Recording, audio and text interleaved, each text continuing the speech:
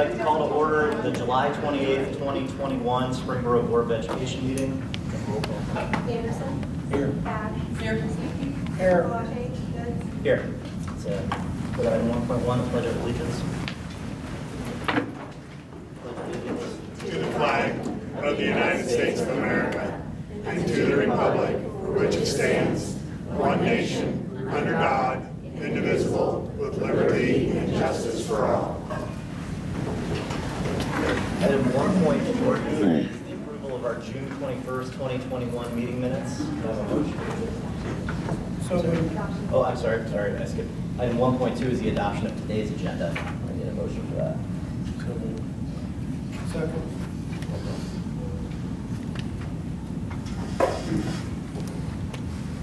Anderson.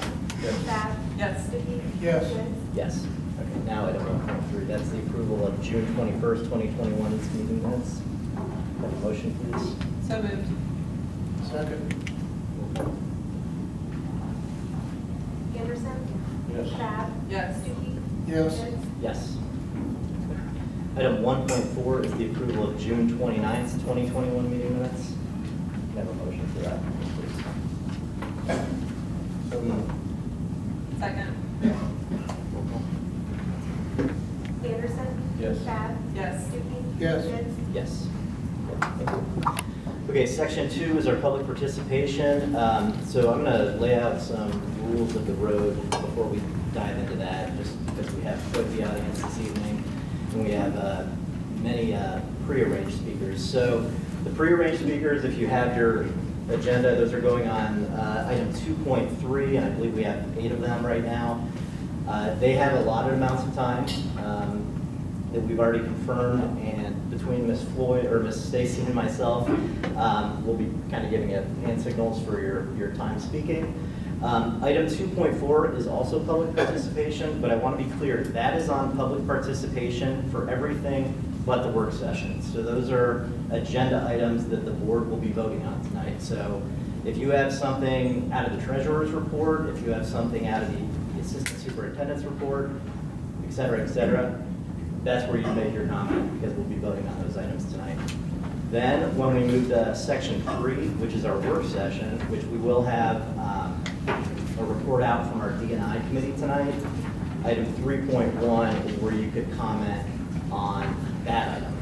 Now, on 3.1, because we have such a crowd and because we need to keep this meeting moving, everyone will get 3 minutes. So if you come up and speak, you've got 3 minutes, and you have one time to go up, okay? So we're not gonna have people go up and then somebody else come up and then somebody, so we're not gonna do that.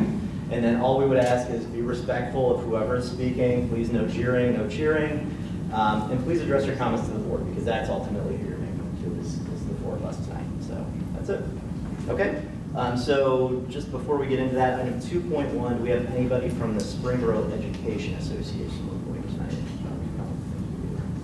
Okay, item 2.2 is the Springboro Classified Employees Association. Do we have anyone reporting out on that item? Okay, all right, we've arrived at item 2.3. So this is public participation. It's prearranged, and we're starting off with Mr. Rothfeld tonight. Mr. Tuttle? Is it okay if someone else goes first and I go second? Sure. So who's, sir, if you could state your name and address, and then, yeah, you can use the podium, we appreciate it. If you want to press the button on the There's a microphone little button there. right on the front of that, and just leave it on. Okay. My name is Rick Turbach. I live at 8801 Kristen Lane here in Springboro. So what I want to talk about is I think we want to give our children positive reinforcement over the African American population. There's a lot of positives, like Mary Ellen Pleasant overcame her circumstances, became a very successful businesswoman and fought for equality. She helped the slaves escape north and moved to San Francisco, where she started businesses. And she sued the two streetcar companies for their segregation policies and won them. And she amassed $30 million in wealth and used that to help many lawsuits in the area. Bessie Coleman was born in One Root Shack in Texas. She worked hard, wanted to be a pilot, but the U.S. wouldn't let her be a pilot because of her ethnicity and her gender. And she had to go to Europe and get her pilot's license and then come back to the United States to be a pilot. She was the first female pilot in the U.S. And then Leroy Jesse Brown, born in Corby, also wanted to be a pilot. And he wanted to be a pilot in the Navy. And he joined the Navy. He even wrote a letter to Franklin Roosevelt. But he did finally get into flight school because of his high school scores and his exams and his persistence. They became a symbol for black achievement in America. And unfortunately, he was shot down in Korea. But one of his pilot mates crash landed to try to save his life, and neither one of them survived. But it showed the Navy that race does not matter. It's about your camaraderie. And Maggie Lena Walker was an African-American businesswoman and teacher, and she worked to challenge racial gender in the USA. And she chartered a bank and created a bank down south, and she used it to support and help African Americans. In Dayton, Martin Delaney of Wilberforce was Civil War's first black ranked officer. He impressed President Abraham Lincoln, and the president commissioned him to be an Army major. William Burns became Dayton's first black medical doctor. I just think we need to teach the kids the positive things, that they can do this. It doesn't matter what race, what gender. You know, you can, if you work hard and you want to survive and want to achieve things, you can. And that's what I want to teach the kids. Thank you, Mr. Trebek. Thank you.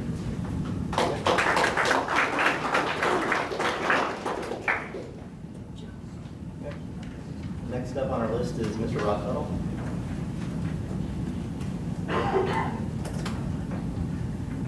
So my name is Rob Tuttle. I live at 8764 Christine Lane here in Springboro. Last meeting, I spoke for the first time to this board, and I expressed my sincere concerns about the direction of the district with respect to their diversity and inclusion initiative. Two members of this board then spent more than 16 minutes impugning my motives, my credibility, and my character without addressing any of the reasons I cited for my concerns. I'm back to try to refocus us onto the reasons. CRT is no longer an esoteric academic theory. Just as one of the founders of CRT said it would, CRT has evolved into a set of divisive ideas and concepts that are being introduced into K through 12 schools all across the country through policy, curriculum, and lesson plans. Hundreds of examples right here in Ohio were provided in recent testimony before the Ohio Legislative Committee evaluating House Bill 327. My wife and I were there. Dismissing CRT as a bogeyman or as propaganda, as was done in the last meeting, is an insult to this community, and it's either uninformed or it's disingenuous. While we appreciate the recent district statement that discusses CRT in our curriculum, it was not presented as the official policy of this board, and it did not ban the teaching of these divisive concepts in our schools. This is not nitpicking or semantics. The statement only addressed ODE-based curriculum.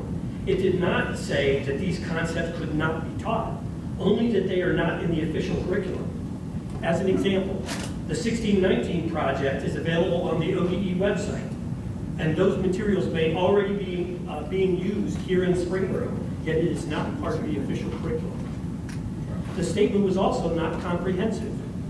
It was very narrow in scope, and it did not mention many of the other divisive concepts and policies that are derivatives of CRT, which I would be happy to list if asked, but don't have the time in my 3 minutes. Finally, and most importantly, the statement still does not address the reasons for our concerns, namely the lack of transparency and a consultant with a radical agenda that I brought up last meeting. The committee tasked with developing a plan and goals for D&I are conducting their meetings in secret. The minutes produced from these meetings are not reasonably comprehensive as the policy manual mandates. And I would challenge this board to show us anything in the minutes of any school board meeting that provides any information about that committee or what it's discussing. In fact, last meeting, we spent more than half of the last meeting discussing CRT, and it was never mentioned once in the meetings, the meeting minutes that you just approved. Equally concerning, This board has hired a consultant who espouses these ideas openly and has included them in her consulting work with other organizations and schools. It's a fact. And contrary to what this board has told us, her contract says she's doing a lot more than just leading this committee. It includes assessments, training workshops, and ongoing recommendations to leadership. All we're asking for is transparency. We're asking you to open up the Diversity and Inclusion Committee per the Ohio Sunshine Law. Feel free to ask me more about that, so we can see where it's headed. You can make a motion tonight and make that happen, because we don't want these divisive ideas and concepts to be taught in Springboro schools. I'd be happy to answer any questions. You can challenge me on anything that I just said. Please, It's over 3 minutes. Time's up. Thanks, Mr. Hill. Okay.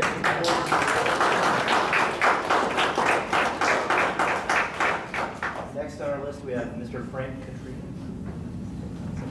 It's like the military bathroom, except a C instead of an L, so he's just running around. How's it Air Force? I have nicknames that I'm here also to address on the entire CRT thing and its boogeyman. And I'd like to read the definition of CRT. Critical race theory is an academic framework that examines if and how systems and policies perpetuate racism. It's not a curriculum, so the statement that Springboro Schools does not have a curriculum to teach CRT is absolutely correct. We don't. However, there is within Springboro Schools the buzzwords of equity, diversity and inclusion, anti-racism, systemic racism, culturally responsive or relative teaching, implicit bias, inclusion, intersectionality, restorative justice, etc. These are all other terms that describe CRT. It's very interesting that when my kids came through Springboro schools, I can honestly say that there was a couple places that they learned about racism and people being racist. One was in sports, especially through recruiting through colleges, and also through college applications. They didn't learn it at home. They learned it through schools, they learned it through community, but not at home. So I wonder why the Springboro school system is looking at teaching the concepts of critical race theory to kids. To tell a 4th or 5th grader that because they're white, they're oppressive, and they, from birth, and from your Tiffany Taylor Smith, from her brain amygdala thing, that states that from birth, a child is racist. A white child is racist from birth. That is something that Tiffany Taylor Smith believes in. And if you don't believe me, I got all this stuff from her websites and her Twitter feeds, etc., etc. Furthermore, based on her Facebook, she believes in systemic racism. She believes that racism is a public health crisis. It may have effects on our health system, not going to deny that, but it's not a health crisis. She references division and inclusivity regularly, and equity is her key. She spoke to UD about the amygdala and how all white people are racist. And after she went to Far Hills Country Day Academy and helped them out, she actually recorded a 7th grader apologizing and feeling shameful for being racist and for being white. And I actually have the video link if anybody's interested in seeing it. This consultant should not be part. You don't hire somebody, you don't go to a Chevy dealer and ask them for recommending a Ford vehicle. You don't go to a Chevy dealer and ask them to recommend the best vehicle for you at all. You do your own research, or you find somebody that's generally in vehicles. You don't find somebody that comes in with an implicit bias to recommend things to a school board to teach our children how to be racist. It would be very upsetting to me if my child came home, like that 7th grader did, and told them a teacher said they were racist just because they were white. It would also be terrible for me if, as a grandparent of 2 black children, if one of those kids came home to me and said, that Dad, grandparent, you're racist because you're oppressing me. I wish we'd go back to, and I'll close on this, I wish we'd go back to Martin Luther King. And I quote, judge by character, not by color.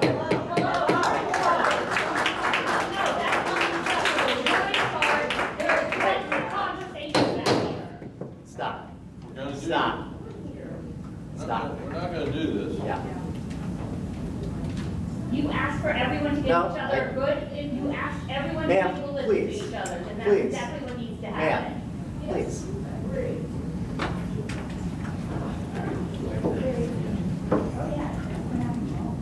Next on our list is Miss Debbie Parker.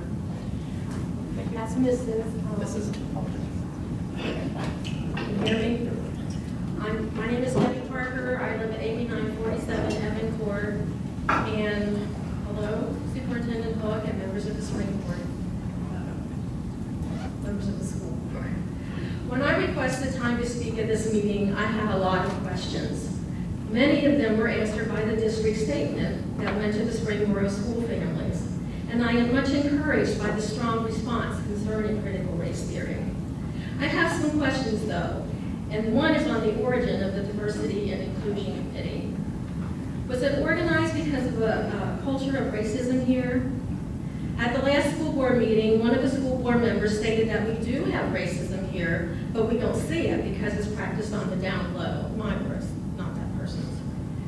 Wouldn't that mean that racism is not practiced in public because the culture we have in Springboro makes racist acts and racist remarks shameful and subject to discipline? Or if there are isolated incidents, is forming a D&I committee the best way to handle them? I believe such a response magnifies racial tension rather than minimize it. It makes everything about one's skin color rather than, do I hear say this, as Dr. Martin Luther King Jr. said, than about the content of one's character. I believe so much emphasis on race causes more division, not less. The minutes for the April 21st meeting of the Diversity and Inclusion Committee has a line item for faculty and staff professional development. Do our teachers need an outside consultant to learn how not to be racist? Again, is racism really a problem here, or is that a boogeyman, to quote a speaker from the last board meeting?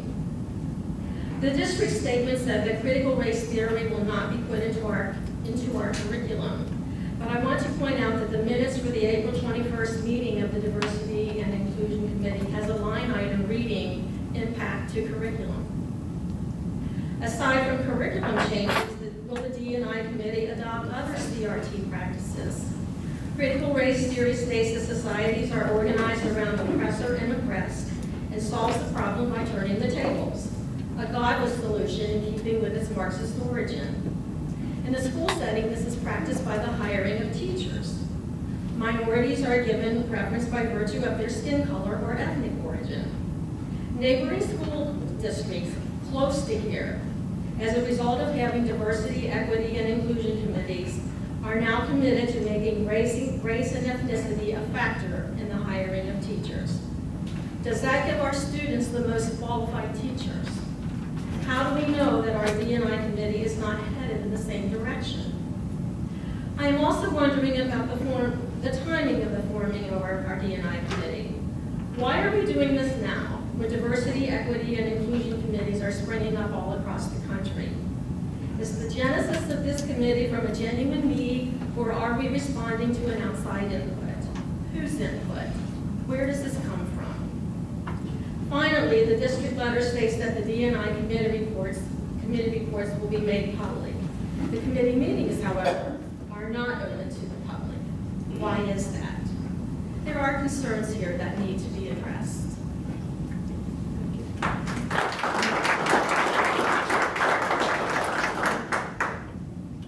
Okay, next on our list is Aluk Uwasi. Apologize if I pronounced that wrong.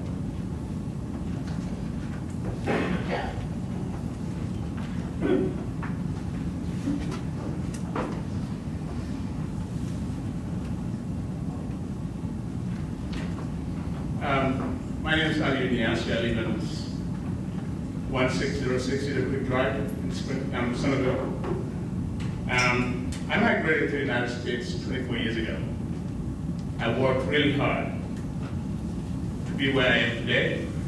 And my work today is around diversity, equity, and inclusion. And most of the people that benefit from my work are people that don't look like me, that don't even receive equitable care that they need. 2 weeks before school started, I lived in Michigan, where all my kids were born, outside Detroit. I lived in Pittsburgh, working for UPMC, and now I work for St. Elizabeth as Vice President for Diversity, Equity, and Inclusion. My work is around diversity, equity, and inclusion, ensuring that be a senior citizen, be a person of color, rural, urban, you receive the same kind of care that you deserve. Not about who you look like. 2 weeks before school got out, my son was called the N-word. He goes to 5 points. And 4th grader called him the N-word. I live in all these cities.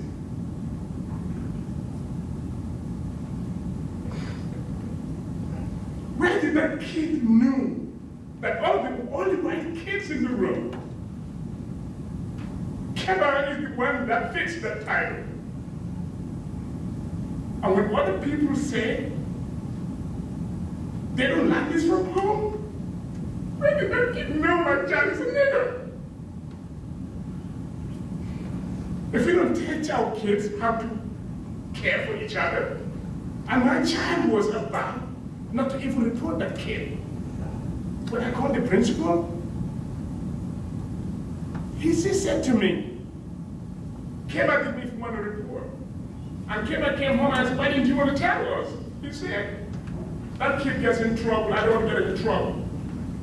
All the other kids, when I reported the kid to the other teacher, and he said, Dad, why don't other people teach their kids how to respect? I said, I don't have control over what other people teach. I have control over what I teach you. And what I teach you is that respect everyone. Treat everyone the way they want to be treated. When you get a cut, your blood is not different from a white person's blood. We all deserve respect. There's misconceptions about this diversity committee. There's misconceptions about CRT. And we have to be honest with how and why we say what we say. This honesty is going to hurt this community. I work in Northern Kentucky. I drive an hour every day to work. I could have moved there. I love this community. That's why I stay here, pay taxes here. I protect my kids. One of my children actually went to Africa to work for the Peace Corps. Sir. So let's teach our kids how to be respectful. We deserve inclusion, we deserve diversity, we deserve to be treated equitably in this community. Nobody pays more taxes than I do. I pay taxes like everybody else.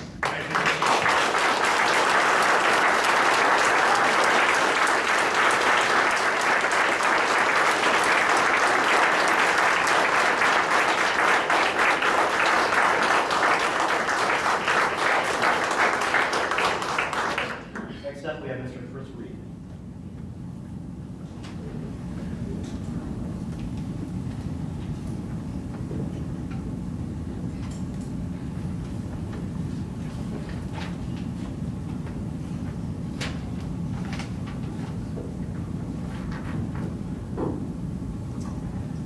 My name is Chris Reed. I live at 464 Stanton Drive. Been a resident of Springboro over 20 years.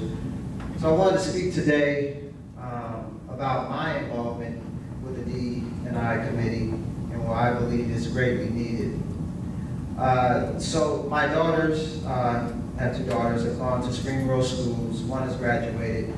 But when she was in the 5th grade, a little girl told her classmates she was going to call my daughter a nigger. And so those classmates told my daughter, because my daughter comes home and says, why is this girl going to call me this word? And of course, that was traumatizing to us as a family, that she was dealing with that at such a young age. Now, fast forward, just last year, my youngest daughter is in the high school. A friend of hers, posted on Snapchat the words nigger. And my daughter asked her about it and said, why did you post that? She said, it was just a joke. And my daughter said, it's not funny. And she said, well, you know, you might as well get used to that because everybody says that. So when my daughter heard that, you know, this D&I committee had been formed, she was happy. She was happy that Springboro schools saw the emotional terrorism that she and others have experienced as enough of a priority to address it head on by working on ways to make all our children feel included. The D&I committee is made up of a very diverse group of people, different genders, different races, and you know, the goal is to make sure everyone's concerns are addressed, that no one monopolizes the conversation. The facilitator, Tiffany Taylor-Smith, since I have been at all the meetings, I can tell you this, she's been brought in to help us go in the direction that the committee decides.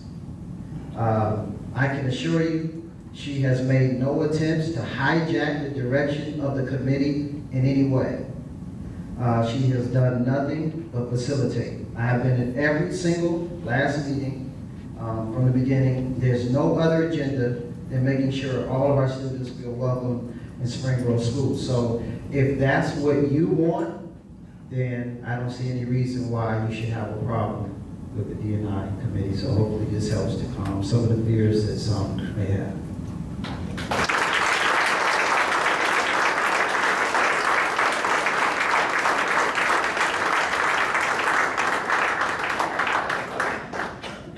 Thank you. Next on our list is Ms. Sahiba Salman-Reed, please.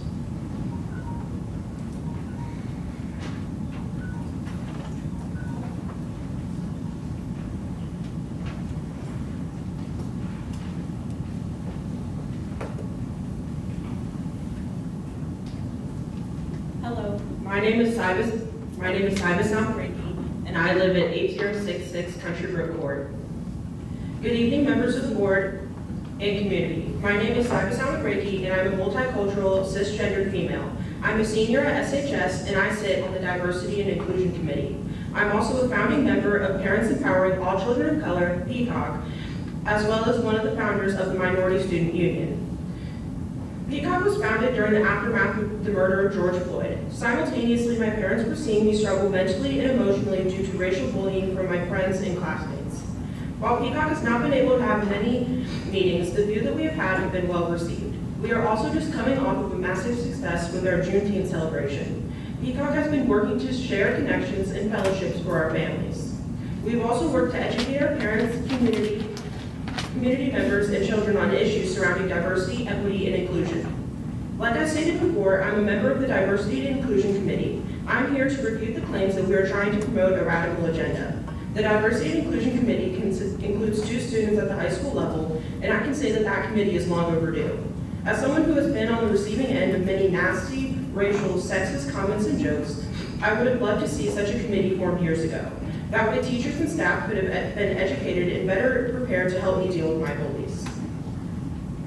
Many students fight for their lives, and I am one of them. I firmly believe that if teachers, staff, and students were better educated on diversity, equity, and inclusion, I would not have struggled for so long. Springboro schools are failing their minority and marginalized students because we do not have a safe and welcoming environment. Some people in this room are actively working to dismantle this committee, and if you succeed, you are effectively saying that we do not matter. I am sure that that's not what your goal is, and I have lost a lot due to racial bullying, and I refuse to let other students and family endure this pain. If you have any questions regarding what I've said, please reach out and ask. I ask our community to not assume, but rather to ask questions to those who have the answers.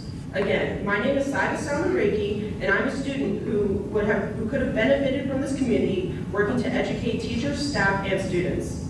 And if you have any questions regarding me or any of the issues that I've faced, please feel free to ask me. Thank you.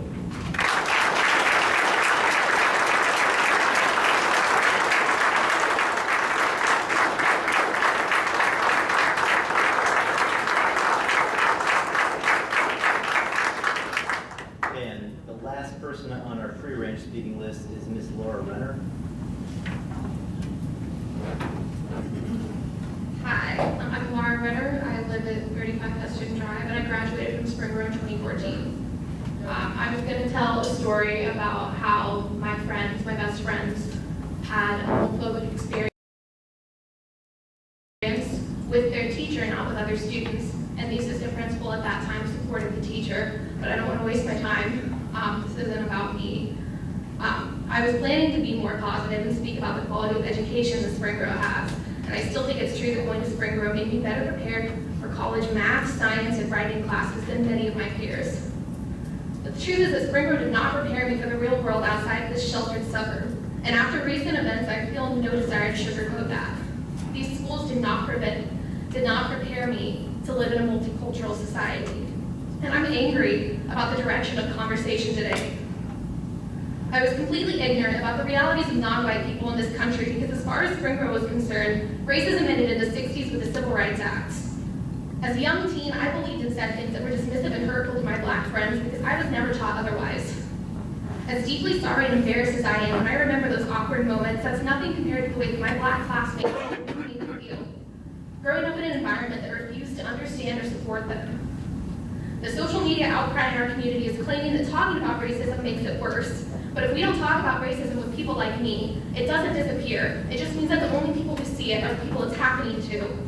And frankly, it's beyond disappointing that in this time, when sensationalization, scaremongering, and vitriol in our community is so exaggerated, making the already small outnumbered percentage of non-white students in our community feel even more alienated and unsupported, our priority has been to comfort the people telling lies about something that doesn't exist in these schools, instead of ensuring that our most vulnerable students know that they're not alone. If people want to be angry about something, they should be angry about the real abuse and discrimination that already exists in our student body. Because to say that it doesn't, or that it's not accepted in our school's culture, is blatantly untrue, as somebody who was in these schools not that long ago.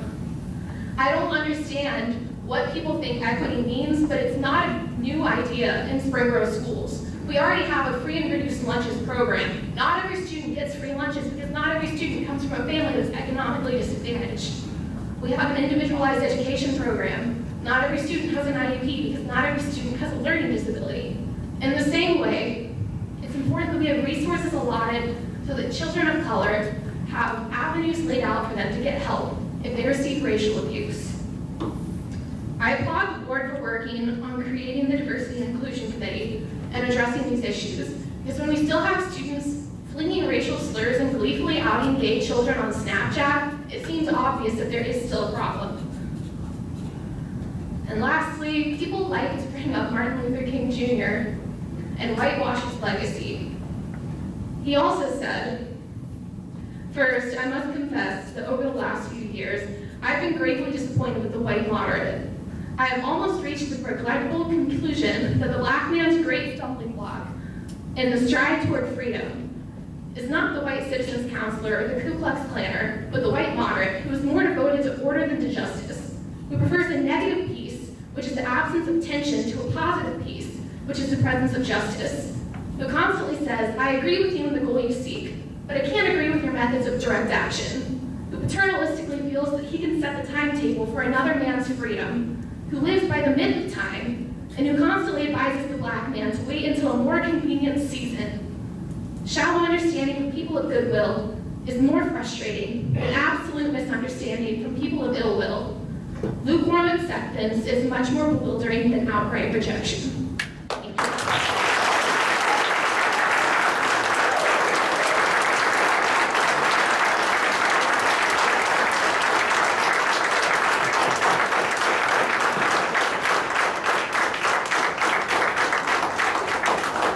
Thank you. Thank you to all the speakers. Unless any board member has any comments, we're going to move to section 2.4. So again, this is public comment on any of the action items. So anything the board would be considering or voting on this evening. Again, starting at the treasurer's report and going through section 7. This is the director's special ed report. So give everyone a chance. Going once, twice. All right, so now we're going to move into our work session. So section 3.1 is public content on anything in our work session at section 3. And again, I'll remind everyone, please be courteous to the speaker. Everyone's going to have 3 minutes, so please kind of look for my hand signals. It's tough. one time only, and please address your comments to the board, not to previous speakers, people in the audience, try to address the class. Okay? Just so I'm clear, will they have a chance to speak after the DNI gives their, so this is their only time that they want to speak? Yep, that's a at good DNI? clarification, thank you, yep, this is it. So I'll open it up and probably, so yeah, so we don't have like a bum rush to the podium. You probably just want to queue up, maybe behind it, and we'll go from there, so. Put the mic up to you a little bit, please. Thank you. So go ahead, thank you, yep, sorry about that. So go ahead and get in line behind the podium, just kind of snake it towards the door is probably the best way to do it, so. And then please, since we don't have this prearranged, go ahead and state your name again and your address, please. Thank you. Good evening. My name is Stephanie Bindeman. I live at 35 Fry Court here in Springboro. You know, I'm sitting here thinking, my world is really pretty darn comfortable. I'm a white Anglo-Saxon Protestant woman. You know, sometimes I do get discriminated against because I'm a woman. But, you know, in the scheme of things, my life's pretty easy. And I thought that for years. Years and years and years. I thought, you know, these people that are pulled over by policemen and get beat up, if they just did what the policeman said, there wouldn't be a problem. I think probably most of us felt that way until we got cell phones and we actually saw video and saw things that happened. I spent 20 years in the military. And let me tell you, in the military, we had a lot of training. And I thought we were a pretty diverse place. I thought we didn't have a lot of discrimination. And now that everything has happened, I realize we did have it. It was just well hidden. And people just didn't say it unless everybody in the room felt that way. But, you know, in the last 6 or 7 years, it's come out the open. And I am so happy that we have this diversity committee. Now, I don't know about you guys, but I'm not getting my knowledge from memes on Facebook. I'm trying to do the hard work. I'm trying to read books. I'm trying to do, our church even has been doing Bible studies on diversity because it's a big issue. And you know, one of the most interesting facts I found out is the people that have benefited the most from all the diversity things are white women.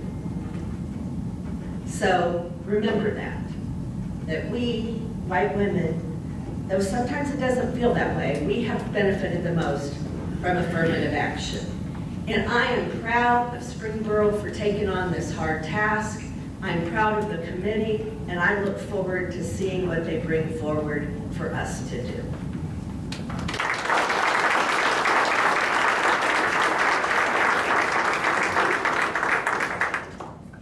Good afternoon. My name is Adriana Garay. I live at 30 Lexington Court. I wanted to commend the board and the DNI Inclusion Committee members for the work that they are embarking upon. Diversity in and out of the classroom will continue to grow, and it's essential to prepare students to adapt to an evolving world and embrace those different from themselves. Fostering inclusion and awareness around multicultural education and taking a culturally responsive approach to teaching benefits all students, not just students of colors or minorities. It's preparing them to thrive in an exponentially diverse world. As a district, we must promote student achievement and preparation for global competitiveness by fostering educational excellence and ensuring equitable access. I know the conversations ahead are going to be difficult. I'm standing here listening to everybody and their concerns. I get it. It's not that things are hidden, it's that no one is asking the right questions. It would have been very easy to see the amount of racist occurrences in this district had anyone bothered to ask. We need to be better. We need to do better. We are the adults in the room. We owe this to our children. And this is not going to be getting done by promoting fear-mongering and by blaming everybody for hiding things.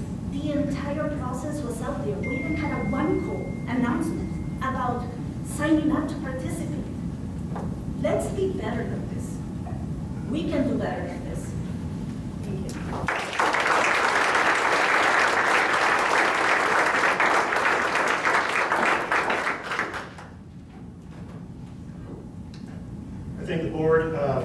providing the opportunity to speak at this time. I'm Jeff Patrick Johannes. I live at 1612 Cedar Creek Drive in Clear Creek Township. This week I read Springboro's recent statement on the Diversity and Inclusion Committee. I commend the district on naming and dismissing the false accusations against it and for clarifying the role and mission of the D&I committee. You're right, of course, to dispel and dismiss such ridiculous accusations made by community members who are dangerously misinformed about the work on diversity and inclusion being pursued by this board and its committee. Among the false and dangerous accusations made against the Diversity and Inclusion Committee is that such efforts amount to a form of Marxism, that such efforts teach that, quote, all white people are racist, and that it will burden children with feelings of shame, guilt, and victimhood, and that working to improve diversity and inclusion in schools simply creates division and resentment. I mean, that's what they claim. These accusations are indeed patently absurd, and it is an insult to suggest that our elected school board would support them, or that our educators would teach such things. For any student of history, in fact, these claims should be very familiar. Accusations such as these that these efforts are Marxist or communist, and that they only create racial division, are the exact same that were made in the 1950s and 60s against desegregation of schools. The packaging is new, but the accusations are the same. And they have the same motive: to stymie and even reverse the continuing efforts to make our schools inclusive and truly welcoming to all students. So many of us are here today to make sure this school district makes good on its promises to parents and students. For my part, here's what I'd like to see the D&I committee to do. Respond swiftly and transparently to threats made and harm done to students based on race, ethnicity, gender identity, sexual orientation, disability, economic status, and faith. Rethink faculty and staff training so that faculty and staff can see and address marginalizing threats our children receive on a daily basis that makes Springboro schools a dangerous place for them. And consider curricula that help children in our schools understand, respect, and act with kindness to one another, regardless of race, ethnicity, disability, economic status, gender identity, sexual orientation, or faith. There are people in this community here today who will partner with you in this effort. Thank you.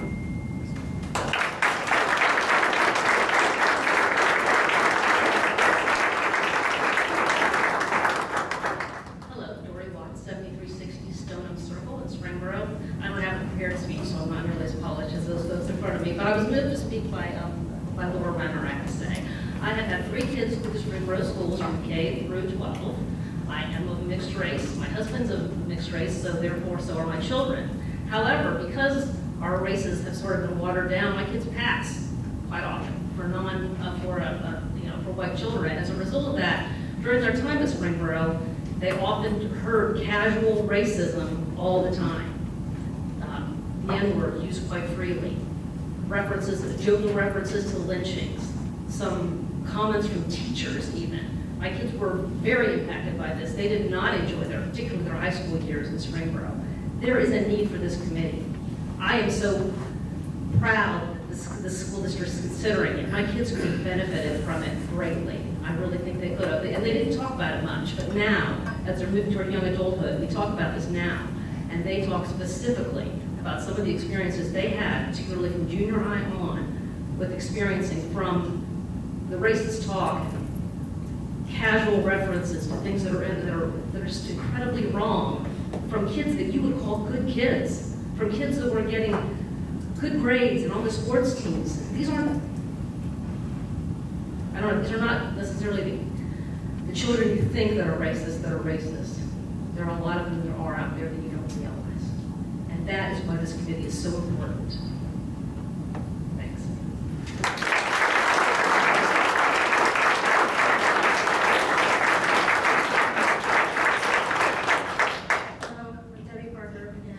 I have a question about policy.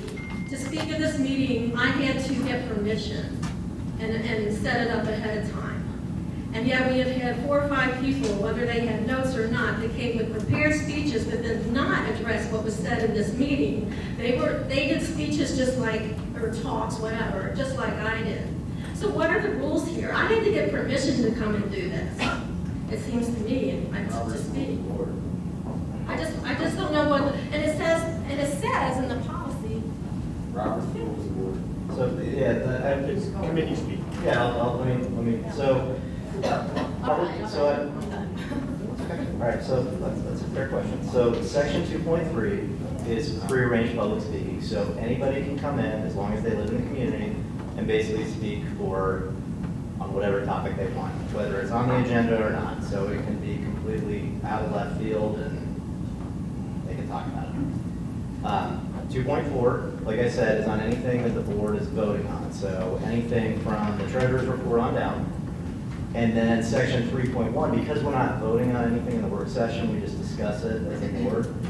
Those are items that the public can come up and discuss. So since the D&I committee is on a report out today on section 3.2, everyone is welcome to come up and speak on the D&I committee. So I think I heard everyone from Ms. Stephanie Bindeman on down to Ms. Dory Watts speak on the D&I committee. So I think everyone was well within their rights to speak on that subject.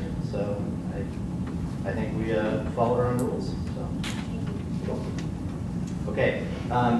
Anyone else on section 3.1 in terms of speaking on the work session items?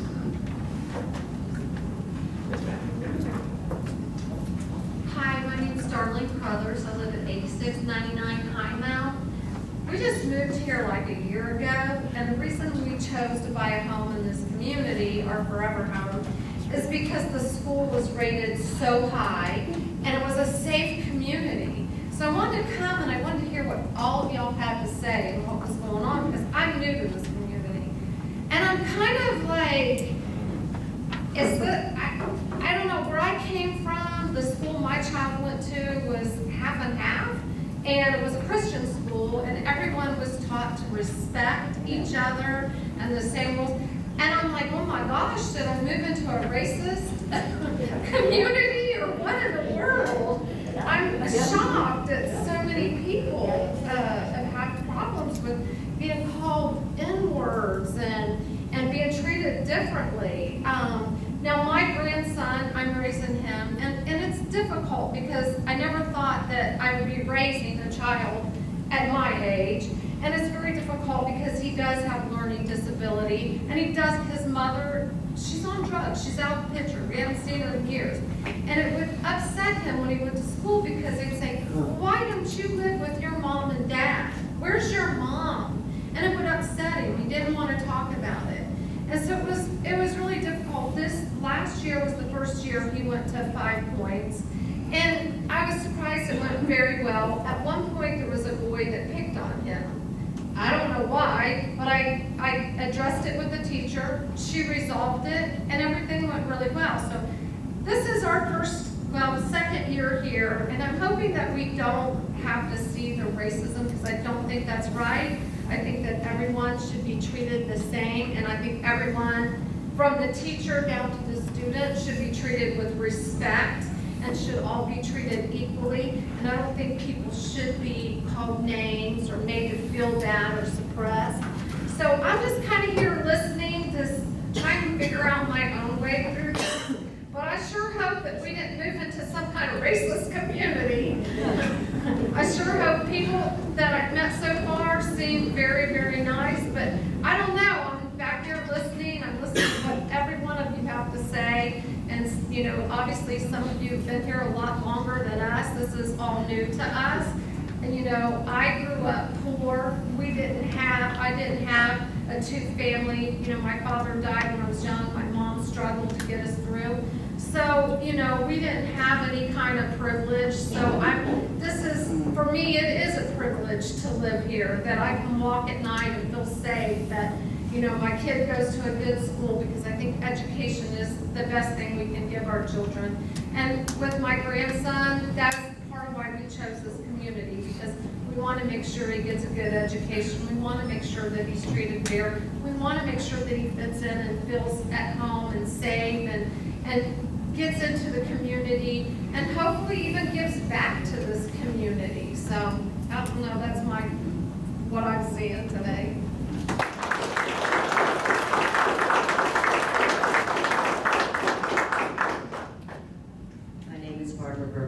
I live at 1542 Lamont Boulevard in Wood Creek Township.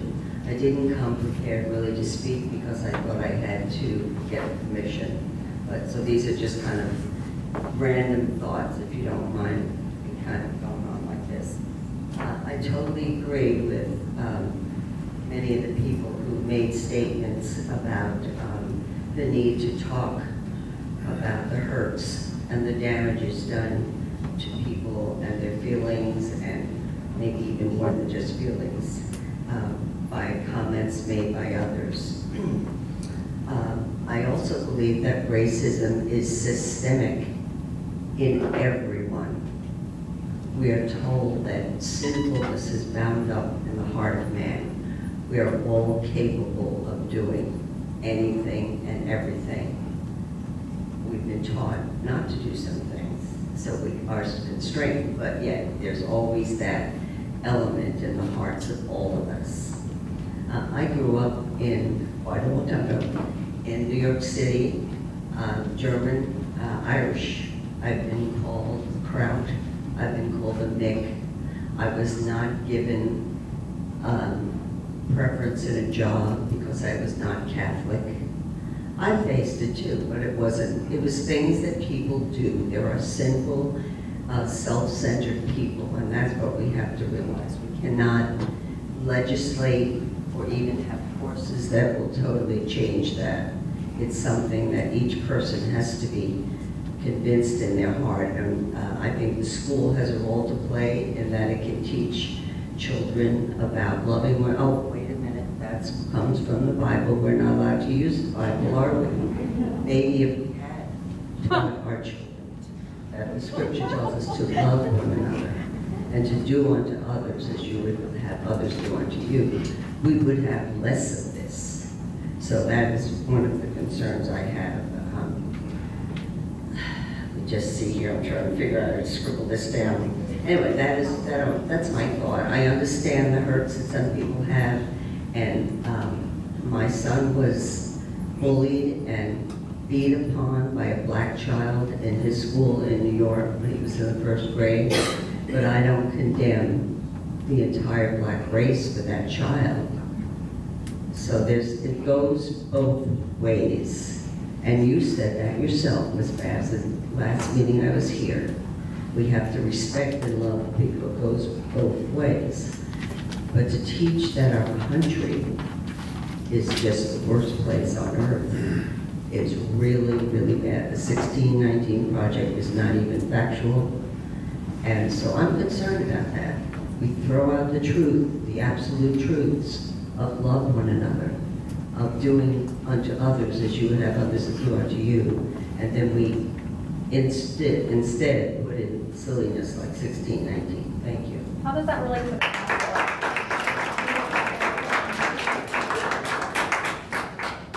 anything on the agenda? My name is Kimber Cunningham. I live at 8050 Woodbridge Court, Township. Like many people, we moved our family here a few years ago because we heard about how wonderful the schools were. We did a ton of research. When we left the military, we wanted to settle here and raise our children. I have a kid going into 4th grade and a son going into kindergarten.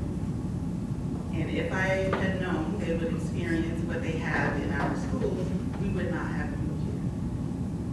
I understand you say diversity and inclusion is needed for some hurt. And when the Diversity and Inclusion Committee was initially announced and we got that amazing response from the community, I'm so hopeful.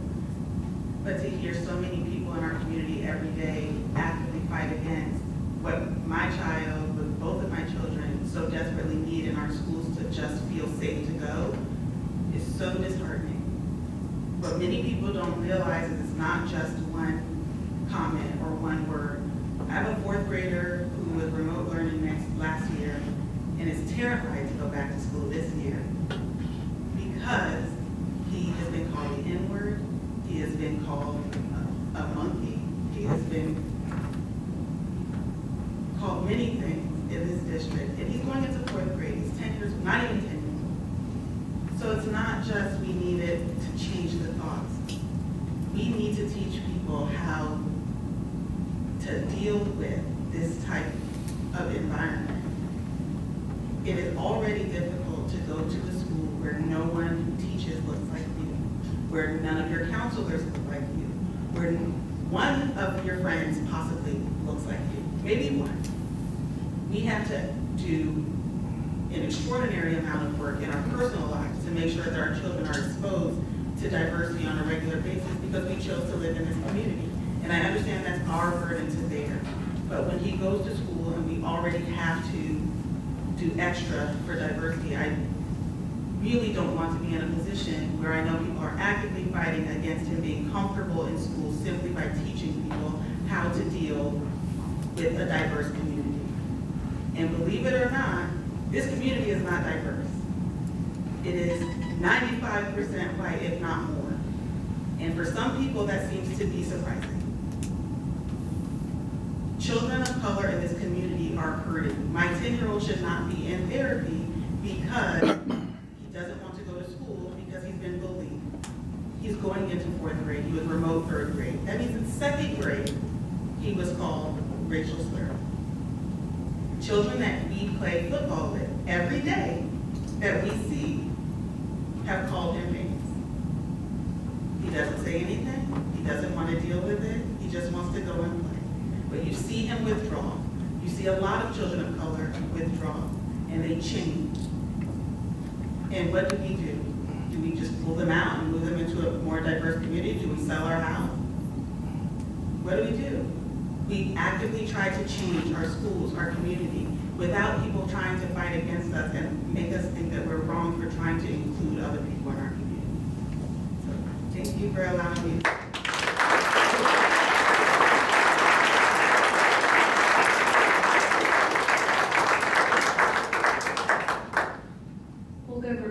I live at 105 McLean Drive here in Springboro.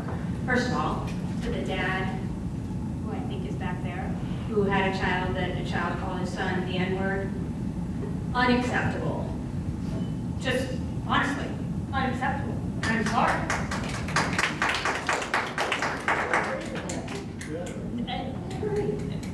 That's exactly what I was saying. There are so many of us who agree with that. And I'm so sorry for the children who have any experience like this that's so negative in our community. It shouldn't really matter. I don't even know if I really need this.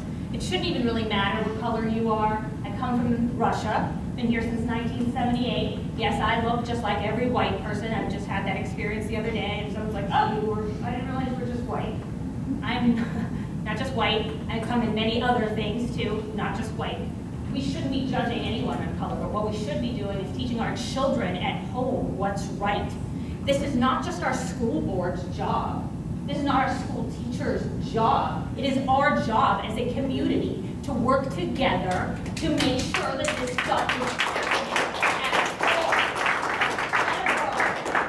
home. And we should have started this committee a long time ago, and shame on Springboro for not doing it.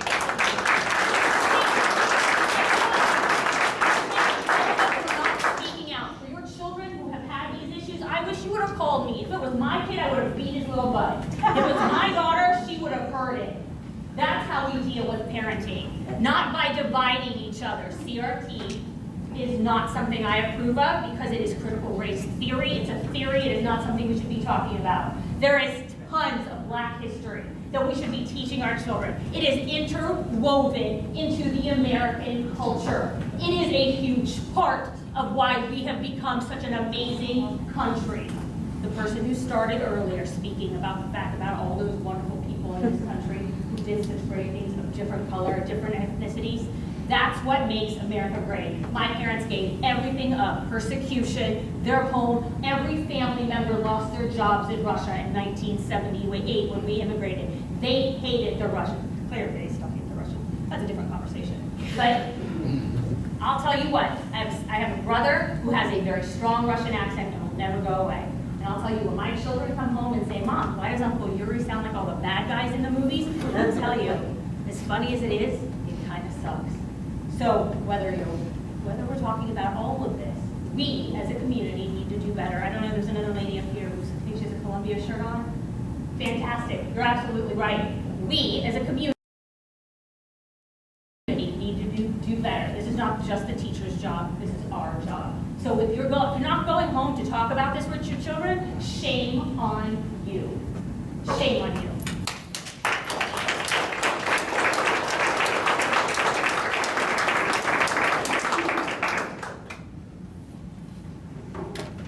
My name is Tammy Stewart. I live at 3775 Springboro Road in the township. I've lived in Springboro my whole life. I'm a gay woman. I have 2 mixed grandchildren. I've never had a problem. Not once have I had a problem. Everyone's been accommodating. CRT is not for this community. It's causing more division. And that's my thoughts and my feelings. And I'm speaking from experience.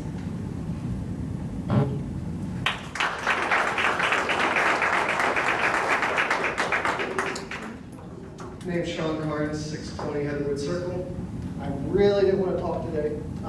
The reason I felt like compelled to, born and raised here, went to college in Columbus, started here in kindergarten, still live here.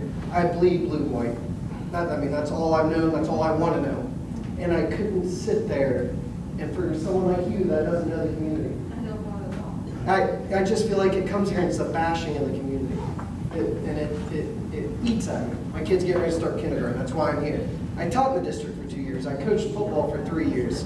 I've seen the ins and outs. I played sports. I played basketball, baseball, football, coached football. I saw locker room talk. I saw classroom talk. It's not what unless I've been out of it for that long, that this community has changed that much, I don't believe it. I don't see it. I went all through the high school. Some of the people sitting up there taught me. I will say I went to Columbus, and I was prepared for the diversity. People want to say they live here and they weren't prepared for it at all. I think it's a cop-out, it's an excuse to use here. I went to Columbus, was completely prepared for what Springboro prepared me for. And Columbus is very diverse. So I just want to say that it's not what, I think the people that come here are certain that want to talk and want to bash. I think a lot of people like me will not come. I was this close just sitting there, but it just hurts me to see the community like this. I've never seen it this divided. I can't believe this is the first school board meeting that I came to and it's like this. I think you hit on it. This all happens at home. I have a 6-year-old and a 3-year-old. And so I'm not relying on the school, the board, a committee to teach my child about life. That's my job. I want them to teach reading, writing, and math. Let me teach my kid. That's my job. I want to teach them. And then I want you guys to teach them. That's why we're here. That's why I never moved, because it's the best school in the area. And so there's going to be a story. Everyone has a story. I have stories. Everyone's been picked on for certain reasons. Mine probably because I'm not very tall or that I'm bald. Everyone has a bad story. Everyone's been picked on, beat up for certain reasons, some worse than others. But as a community, this community is great.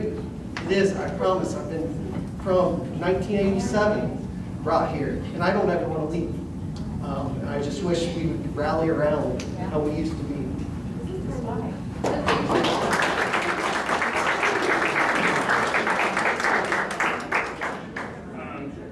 My name is Mason Hummer. I live at 7121 Crawford Court. I wasn't going to speak today. I graduated from here in 2015. It's one of the worst years of my life. I was raised here in the district. I suffered a lot of bullying at the expense of some of the kids in the district. And it's not just what the kids learn from their parents. They can have the most loving, respectful parents that try to pass as much as possible of that onto them. But it's what the kids learn from each other too. That is a huge part of it.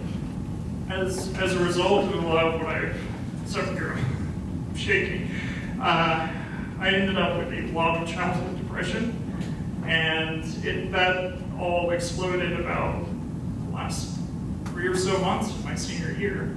I remember being pulled aside by Michael Myers and I forget the other assistant principal's name at that time, but they pulled me out by lunch and told me that I would have to be assessed before I could come back into the building. there is a lot to love about this community. There really is. But I feel like acknowledging the problems that lie just under the surface it's not bashing the community, it's wanting better for it. That's all I have to say.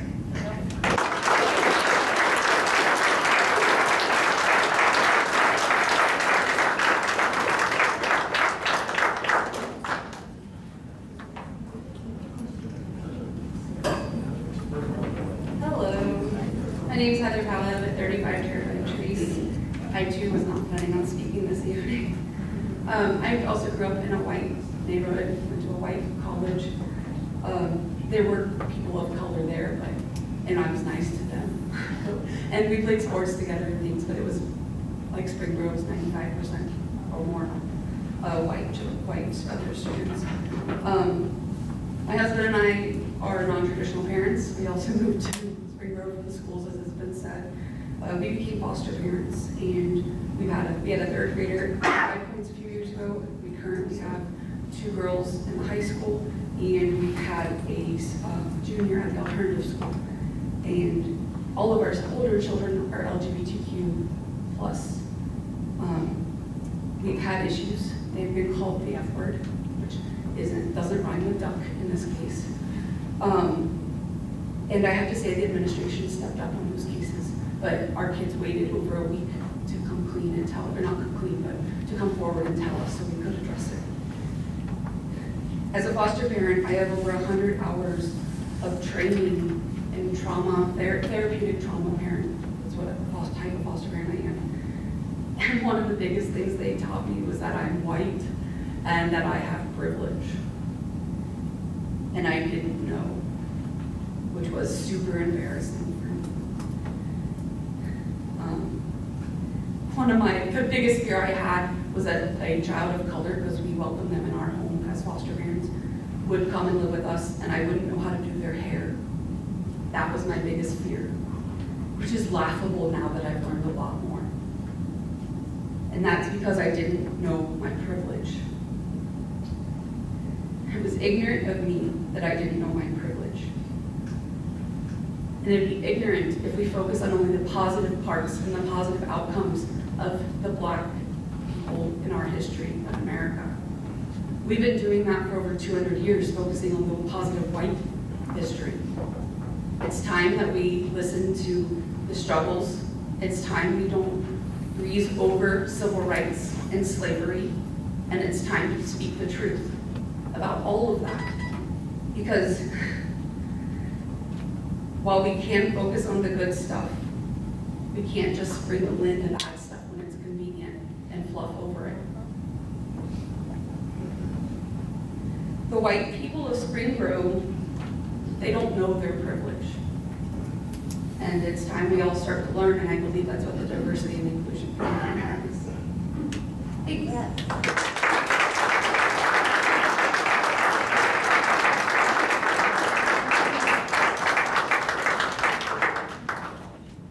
Solomon Gilmore, 8066 Country Road Court, Township. I, like the speakers before me, had not planned to speak. But, as I stood there and I listened to so many people come up in the different positions on the issues that we're facing here in Springboro. For many of us, it's just a matter of walking across the room. And I've said this so many times, it's walking across the room to someone that is a different hue than you. Someone that has a different accent than you, and getting to know them. When we do that, we really get to know a person's heart. And I know that many of us in here are people of faith, whether you're Christian, Muslim, Buddhist, Sikh. We all believe that we should love one another, and care about one another. The challenge that we have is that we give mixed signals. What we say with our mouth does not always match what is in our heart. And we really need to take a moment to think about someone that doesn't look like you. honestly, and ask, what's their life been like? What's going on in their world? As we've lost so many people here in America to COVID over the last 18 months, you don't know if someone that you work with, that you're Zooming with, they lost a loved one, and they're angry, and you're making an assessment on them based on what you saw characterized about that ethnic group on television or in a sitcom. But you will never know until you come up to them and you take the time to talk with them. I was standing over here and I looked and I saw this sign that says, in case no one told you today, hello, you belong here. We believe in you. For many of our minority students, that's a hard pill to swallow.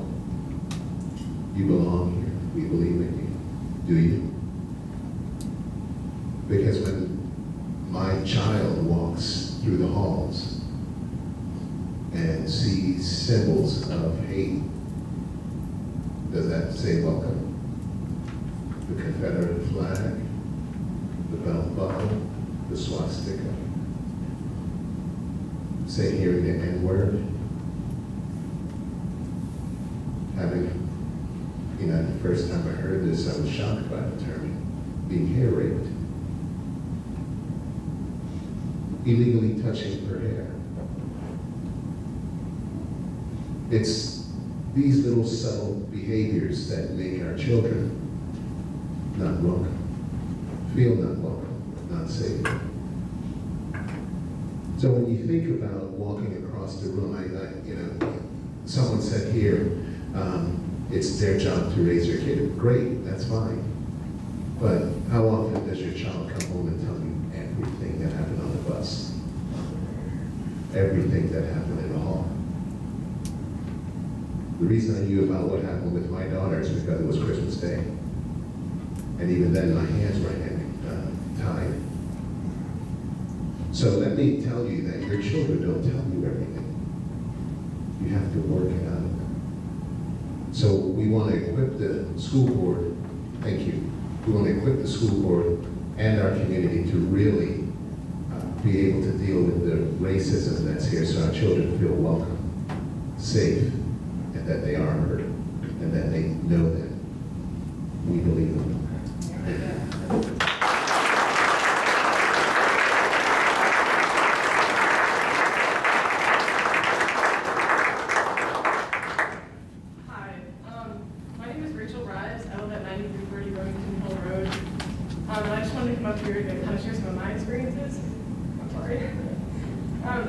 As for drawing school, it just kind of breaks my heart to hear people say that it doesn't, these things don't exist in Springboro, because they do. Racism and homophobia and transphobia, they all exist here. And I'm gay, I'm bisexual, and I created the GSA in Springboro as a way to kind of have gay kids have a place where they can find a loving relationship, because Springboro isn't that loving to gay people sometimes. People say faggot in the hallway all the time. You hear it. You walk down a hallway and you hear it twice, every single class period. In my sophomore, freshman year, we put up signs with GSA, and I put one on my locker, and I watched a girl rip it down and tear it in half. And when I went to the GSA and told them about it, and we went to the principals about it, they said they couldn't access camera footage to see anything, but these recently have learned that you can watch camera footage and that kind of thing, because they told one of my trans friends that they can't use the bathroom that they prefer. So when people say that these things don't exist here, it's just wholly incorrect, because they do. They really do. That's all I want to say.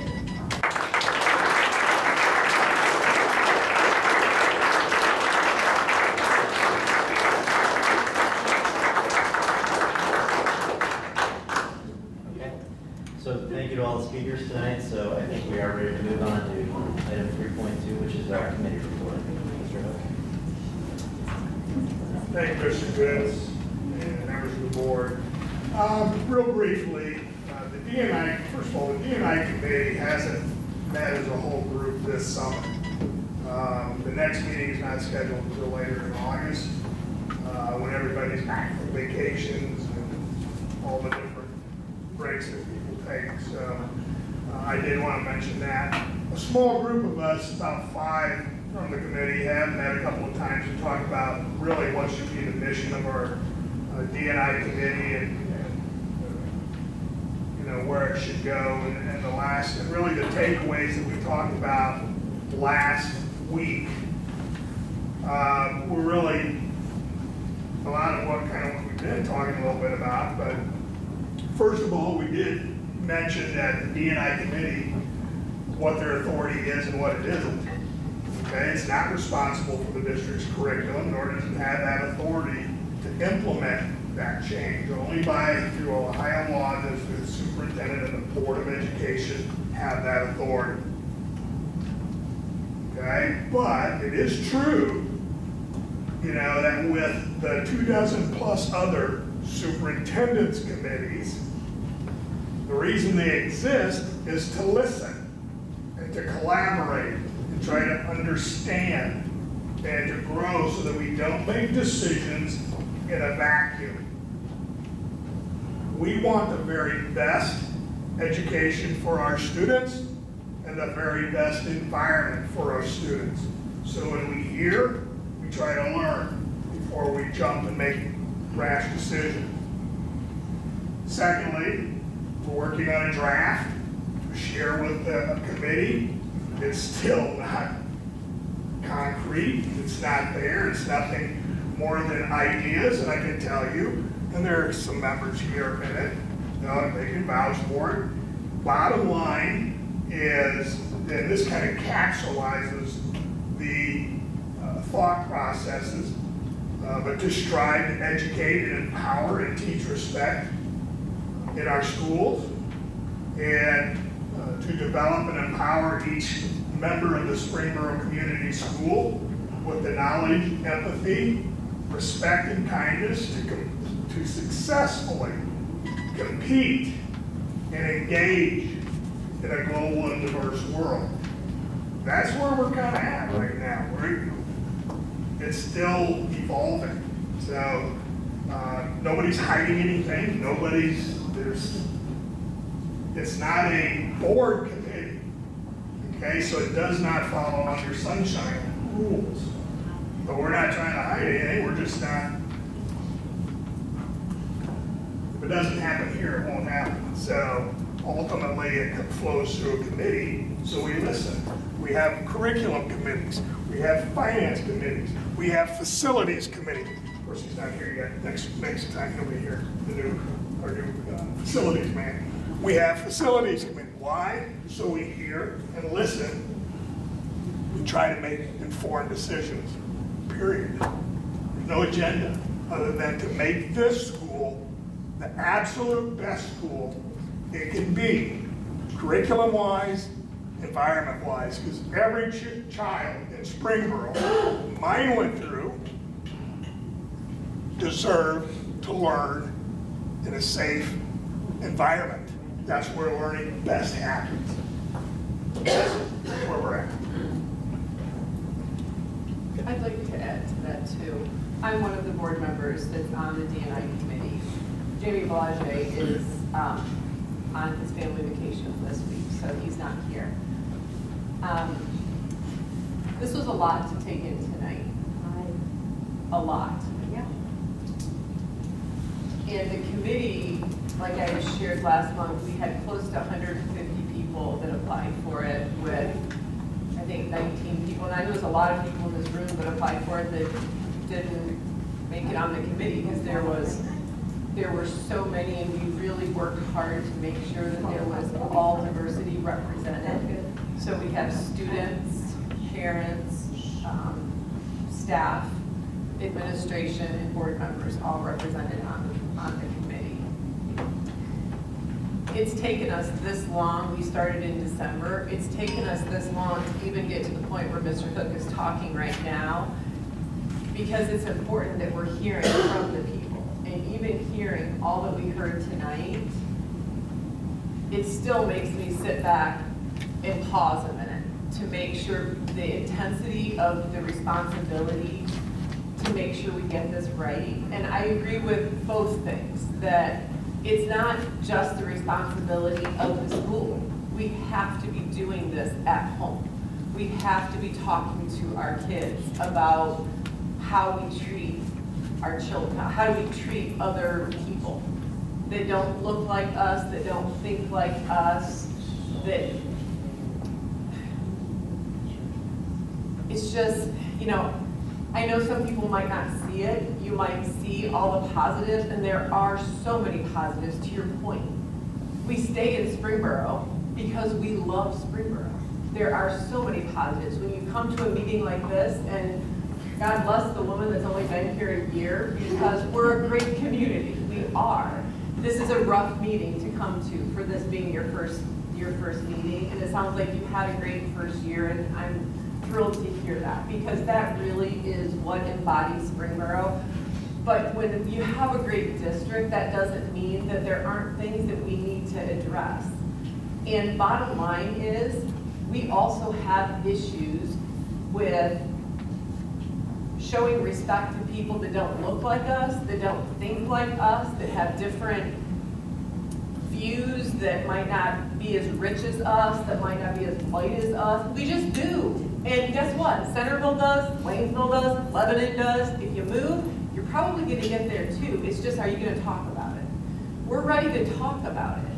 And to what Adriana said is, are we asking the right questions? And I think as we sit in this committee, that's what we're trying to, I loved how she summarized that. That's what we're trying to get to, is asking the right questions and having this committee come and helping the school know, because people on the committee somehow represent diversity. Whether it's their children, there's something that brought them there that made them want to apply for it. So the job of our committee, we don't have any power, nothing. But we come to administration and say, here's our recommendations of what the district could be doing alongside with what the parents are doing at home, but recommendations to make it a better place for our children in this district. It's not that it's a horrible place, but there are some things that are happening, whether it's in the halls, in the bathrooms, in the classrooms. There are some things that are happening that aren't great for our children, that aren't your typical Springboro kids. And that's what we've got to have, those difficult conversations, and figure out what we can do to make it a safer and more productive and a place that they know that it's safe to think differently, to look differently. We want them to be critical thinkers and to know that they will be respected no matter what they eventually figure out their answer to be of how they're thinking. That really is the intention of our D&I. Now, part of that, when you see curriculum as a conversation piece, it is, so we've got the state standards, and I appreciate that when we put out the communication that anybody can go on the ODU website and look at the state standards. But if we have 5 history teachers that are teaching at the high school, and let's say all of them have, or let's say, I don't know, 3 that teach the same standards, depending on how they present the standards, they can present them differently. And it doesn't matter who sits on the board, who sits as superintendent, who's the principal.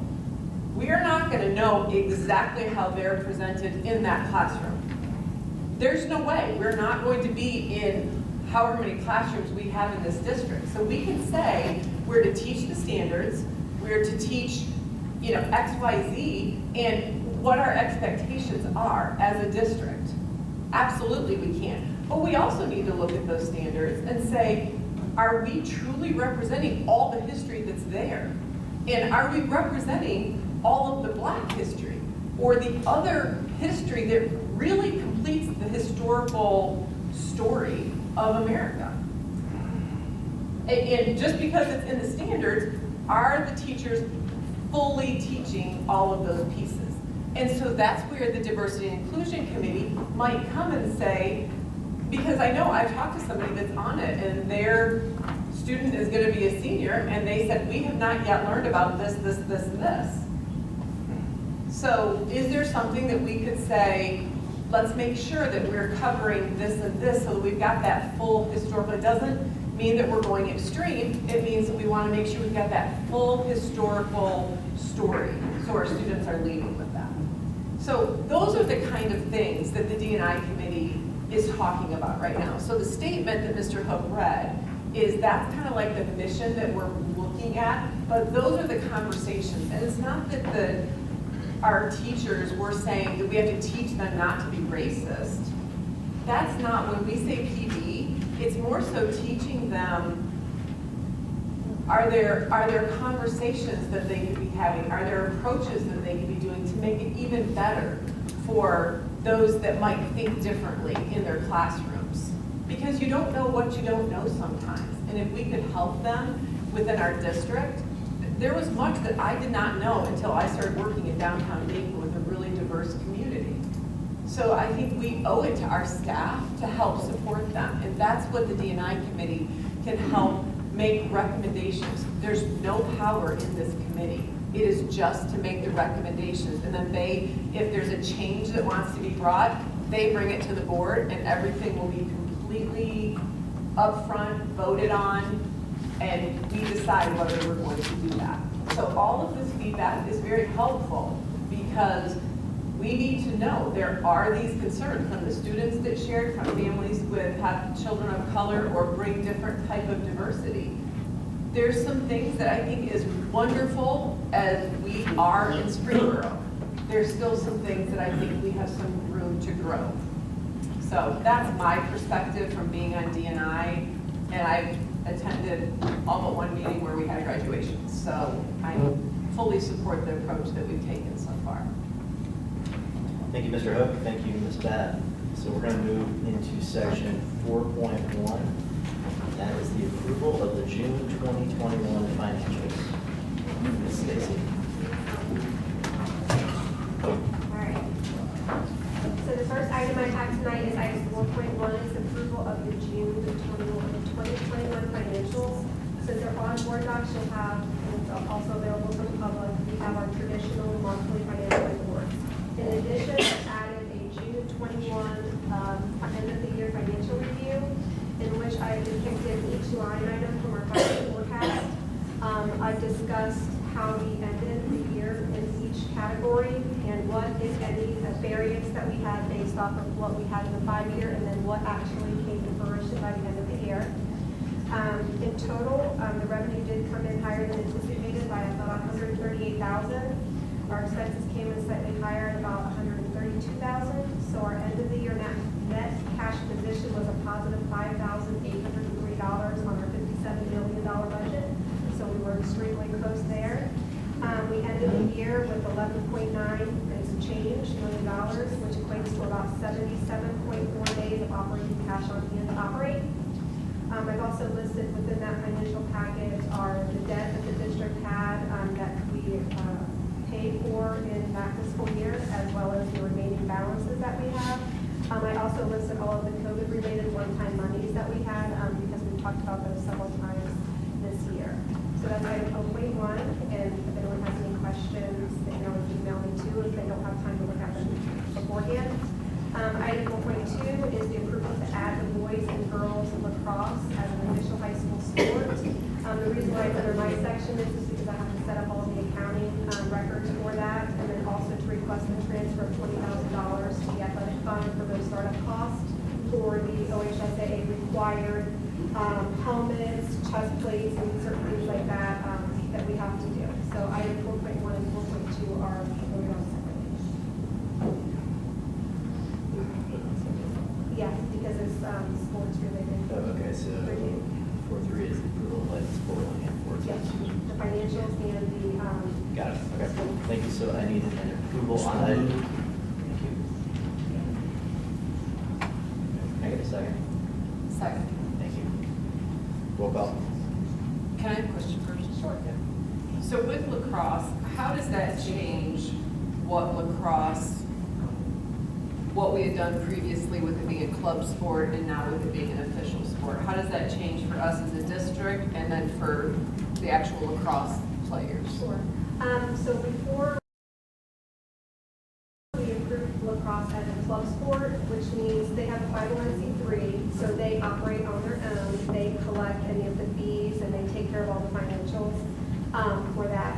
Now that it's a OHSAA sport and a GWAC sport, the financials, as a GWAC, they come onto our books and we take care of all those. We collect the pay to participate fees, we have the coaching supplementals, and then they have to follow all of the interscholastic sports per our board policy. And we get the gate receipts. And we get the gate receipts as well. Yes. They will still have a 501c3 for lacrosse, but it'll be for, K-8, 9, 12 will be an official sport and be on our books. So what if that sport costs more than the school district just absorbs it upon our overall athletic funds, just like some sports cost more than others? Correct. And before it came to us, obviously now that is an official GWAC sport, we have to bring it on our books. Right. In order for them to be able to participate and follow our board policies for that. But either way, we kind of looked at it ahead of time. It's going to operate a lot like soccer, so their gate receipts and the pay to participate fees will cover the supplemental pay. So we looked into all that to make sure there wouldn't be an additional. So the only added cost we're anticipating right now is just the startup fees to purchase all of the equipment. And then this will self-sustain itself from there. So nothing changes with fields or buses or anything like that because from club to official? Okay, thank you. Okay, roll call? Anderson? Yes. Bath? Yes. Stuckey? Before I vote, I'd like to explain, I have to abstain because I'm a coach and not allowed to vote on anything athletic. There's always something in financial. I abstain. Admits? Yes. Okay, welcome across. Okay. And then the rest of the items I have for you also all be voted on together. Approval of the fiscal 21 audit and gap conversion. This happens every year at this time. We begin our previous fiscal year's audit, so we have an engagement letter for that. So I have asked for the approval for that tonight, so we can get started on that. Item 4.5 is approval of a donation of an Amazon gift card valued at $100 from the high schools that work. 4.6 is approval of the donation to the student meal balances for graduating seniors with lunch money left over on their accounts when they graduated, but they chose to donate $656.05. And you can see the list on board docs of all of those people. And item 4.7 is the approval of a donation of $19.10 for student meal balances below, and there is also a list of donors for that. Okay. Thank you, Ms. Stacy. Item 4.8 is the approval of items 4.4 through 4.7. Have a motion, please. So moved. Second. Comments or questions? No. Okay, roll call? Anderson? Yes. Bath? Yes. Stuckey? Yes. Good. Yes. Okay. Section 5. Good evening, members of the board. I present to you 5.1, which is our personnel report for July. We're still hard at it. We need some bus drivers, if you know anybody, educational assistants, and if any of you might know a school psych, send them my way. We need to get these positions filled. And I just want to draw your attention to all the bus driver adjustments. That's just because they bid for the contract, and then you'll see their real route times again in October. So that long list will come back when we actually know the time they're driving. 5.2 and 5.3 is the approval of the administrative and the exempt handbooks. Very minor changes, a lot of just cleanups because it's been 2 years since we brought those to you. 5.4 is the approval for extended days beyond our contract. I know personally we've been hiring nonstop, and we can't not work when we don't have people to go into the classrooms. So sometimes some of us need more days. Okay. Thank you, Ms. Hester. So 5.5 is the approval of 5.1 through 5.4. Can I have a motion, please? So moved. Questions or comments from Ms. Hester? Okay, roll call. Anderson? Yes. Bath? Yes. Stuckey? Yes. Good. Yes. Back to 5.6. 5.6 is our athletic report for July, and then 5.7 is the camp club worker report that you're going to start to see probably through, I'd say, October. Item 5.8 is the approval of 5.6 and 5.7. Can I have a motion, please? So moved. Questions or comments on roll call. Anderson? Yes. Bab? Yes. Stuckey? Abstain. Pitts? Yes. And finally, 5.9 is a contract for Ms. Ramona Anderson. We use her pretty extensively with our new teachers, our first and second year teachers, which we have around 17 right now coming to us. So she gets into the classroom and works really closely with these brand new educators through the school year. Item 5.9 is the approval of the contract for Ms. Anderson. Can I have a motion, please? So moved. Second. Comments? Roll call. Oh, sorry. Sorry about that. Click the wrong. All right, Anderson?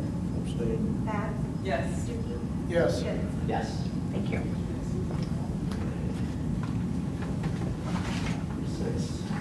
Mr. President, members of the board, I'm seeking approval for the renewal addendum for a company called Windstream. Windstream is the company that we lease our dark fiber that allows all of the buildings outside of 5 Points to have a connection for internet. We use Swoca and Spectrum for the 5 Points building, but we use Windstream, and this is an extension of a contract with no increased costs. Okay. Contract there.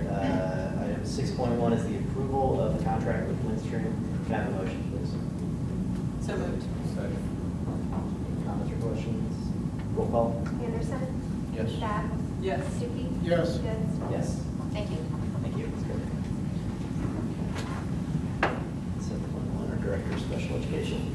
Mr. President, members of the board, I am seeking approval for our student services and private placement contracts for the school year. Those were included in the board minutes, so hopefully you've had a chance to read over those ahead of time. Okay, item 7.1, the approval of the student services and private placement contracts. Can I have a motion, please? So moved. Second. Questions? I do have a question. Do we anticipate this being a chunk of them, or do you think there's a possibility of more coming? I know that we can't do anything about this. I'm just wondering planning wise. Yeah, this is the majority of them and certainly the most costly of them. There are a couple other small, like transportation contracts that I anticipate coming yet. We're still waiting on those providers, but this is the bulk. Okay, thank you. Yep. Okay, 7.1 is the approval, or I'm sorry, we already did that. So we just need roll call. Anderson? Yes. Bab? Yes. Stuckey? Yes. Pitts? Yes. Okay, section 8, board members. The first one is 8.1. We need to appoint our delegate and alternate delegate for the annual business meeting of OSBA Delegate Assembly. So I have recommended, well, I guess we can do the actual. I think we should do Jamie because he's not here. I second that. It's Mr. Belanger, and I'll be the alternate. Jamie, he doesn't come, he gets voted in. It doesn't come before like this. Okay, so you'll do Yeah, and so can I have a motion to make Mr. Belanger delegate for the annual business meeting for OSBA, and at the same time, make myself the alternate delegate for the meeting. So moved. Second. Okay, you said you moved them, you said it at the I exact did. same time. Okay, so we got Bab and Stuckey. All right. Roll call, please. Stuckey? Yes. Anderson? Yes. Bab? Yes. Pitts? Yes. Okay, section 8.2 is board member announcements and comments, and we'll start with this one. Could you speak up a little bit? We can't hear you. Sure. Thank you. Want to start off with just thanking people for making it a priority to come tonight. I know it was a lot to share your experiences, and I just appreciate your willingness to do that. And just know that everybody that I have talked to, and my fellow board members and administration, there has just been a beautiful heart around this of really wanting to make Springboro a better place. So just know that this isn't just mouth service. They're really, people want to make things better for our children in Springboro. I also wanted to share that Mr. Anderson and I sit on the Warren County Career Center board, and I just returned from the conference for the Career Center, and And for anybody that does not know about our Career Center, we just have an amazing one. So if any of your students are interested, or students that are here are interested in career tech, you know, we need to get rid of that perception that career tech is for the kids that can't handle it at Springboro High School or at our local high schools.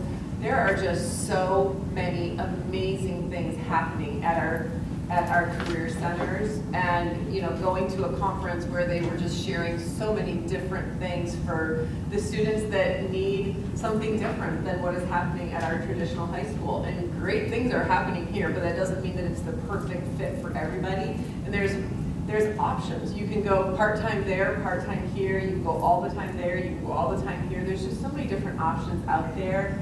And it was just neat to hear students sharing because they had different students up on stage sharing their experiences, and just to hear how it was life-changing for them to go to their career techs. And even hearing some of the teachers and administrators from the Career Center sharing some of, hearing them talk about the students there and the impacts that the students have had on them, and even some of our Springboro students came up. So it's just, I encourage you to just share that story, that the Career Center is just such a positive place for the students that need something a little bit different than your traditional school, you know, high school. So it was just it was a bucket filler for sure to know that that's out there for those. That's all I've got. Thank you. I also want to thank everybody that spoke tonight. I've lived and taught here and coached and now being a board member for over 40 years. I've seen us go from a rural community to where we are now. It's frustrating. Over the years, schools have faced a lot of problems. You know, just before we came on the board, we got cut a continuing levy, a bunch of money, and we struggled. Ms. Stacy has done a great job getting us through to the point of where you, the community, passed these last two levies, which now we're above water for a while. During that time, you know, and other times, our community's been divided, and it's being living here this long.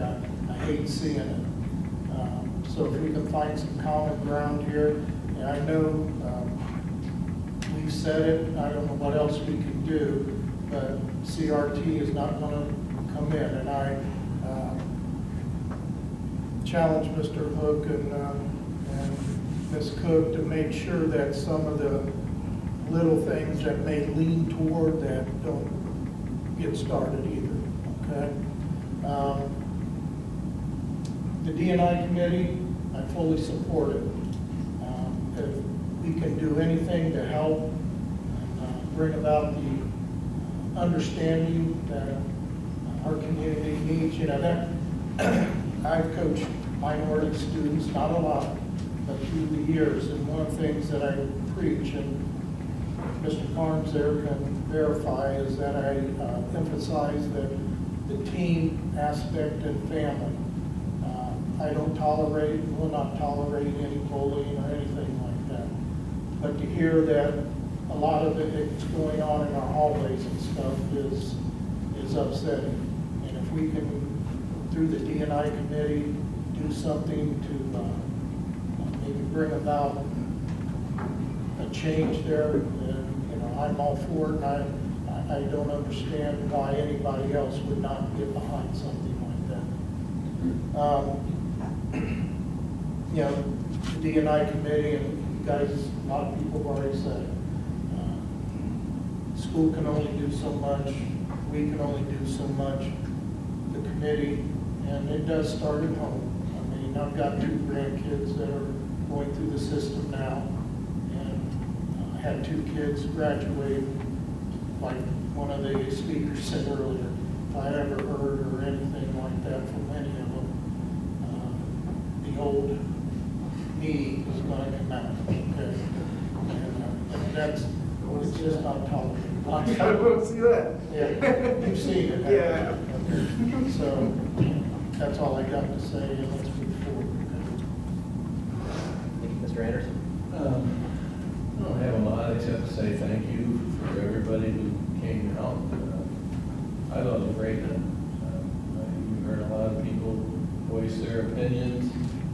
There were some differences of opinion, but people talk about this country. That's what made this country what it is. We certainly tonight did a whole lot better than they do in Washington.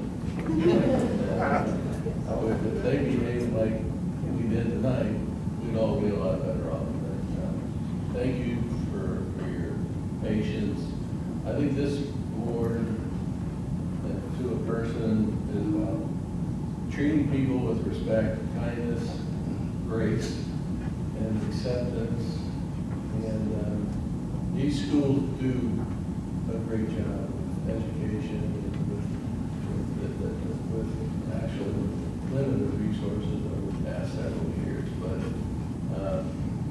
But I'll just remind everybody that a lot of these people are new. Pat ourselves on the back. It wasn't but 10 years ago when you had a school board who did not allow public participation or workshop participation. I sat there out there like you did, and I couldn't believe that you couldn't at least voice your opinion. They didn't accept it. This is a business meeting. If the president chooses not to have public participation, he or she has that right to do it. And we also tolerated a person in the front row waving a Confederate flag. And so shame on us for 10 years ago. Shame on all of us, including myself. And that's one reason I ran, to make sure that didn't happen again. So you can do something. You can participate. We can all probably do better with our kids, and this is bad, right? They're in the community that doesn't have its sores and its problems. But you get through those, and you have to be able to talk. You have to be able to communicate, and more importantly, you have to be able to listen without mouths. Just listen. And so I think we've made a good start tonight. And thanks to President Good for orchestrating it. Okay, thank you, Mr. Anderson. So, yeah, I think a lot of what's been said, and I'm not going to be able to say it as well. So, first of all, appreciate everybody coming out, being civil, hearing everyone out, and expressing your thoughts. I think that's great, and it's appreciated. And honestly, being able to hear everything and hear the emotion is very important to us. It's important to me. With regards to the statement that the district made, again, I wholeheartedly support what the district said, and I intend to live by that. I don't think CRT or anything that we've listed off is appropriate for our students. I really think, and I firmly believe, with 2 children in the district myself, it's incumbent on us to ensure that we graduate kids that are free thinkers, critical thinkers, and that they enter the world not only ready to do reading, writing, and arithmetic, but be able to handle situations that aren't going to look like Springboro, Ohio. And I think that's really important for us. I think that we were a 5-0, and as we discussed, we support the D&I committee. So that's important, and I believe in the mission. And I think there is a balancing act between basically throwing out our curriculum and starting with something new, but also hearing everyone that came up and spoke.